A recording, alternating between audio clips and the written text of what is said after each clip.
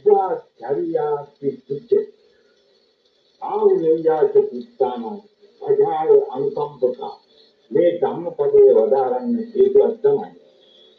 අදට ගැලපේ මාතෘකාවක් කියමු.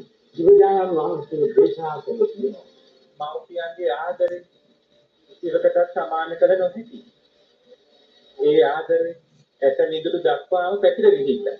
ඒ නිසා ඒ උන්වහන්සේ දෙමාපියන් සතුව සතර බ්‍රහ්ම විහරණය පිළිබඳව දේශනා කළේ.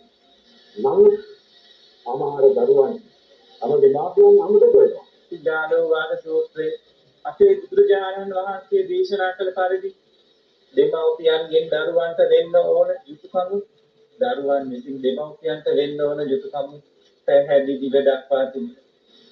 ඒ යුතුයකම් ඒ අයගේ බුදුනවා. දෙමාපියන්ට අවසානයේ පංචස්ථාපයක් ඇති වෙන්නේ නැහැ.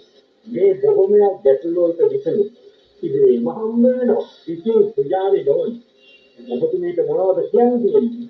ඔබ වහන්සේ පහදලා දුන්න දේවල් පිළිබඳව මට මංගල්ම ලැබෙනවා කියන්නේ.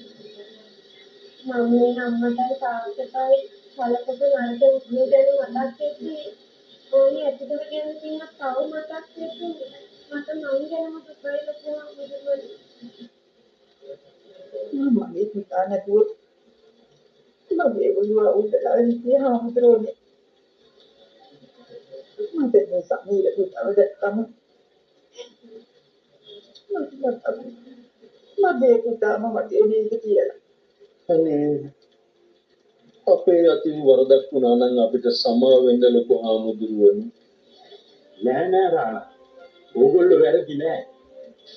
මම සත්‍යල කොහොමදනේ මේ අම්පතයි තාත්තටයි මොනවා කිහිත වෙන්නේ.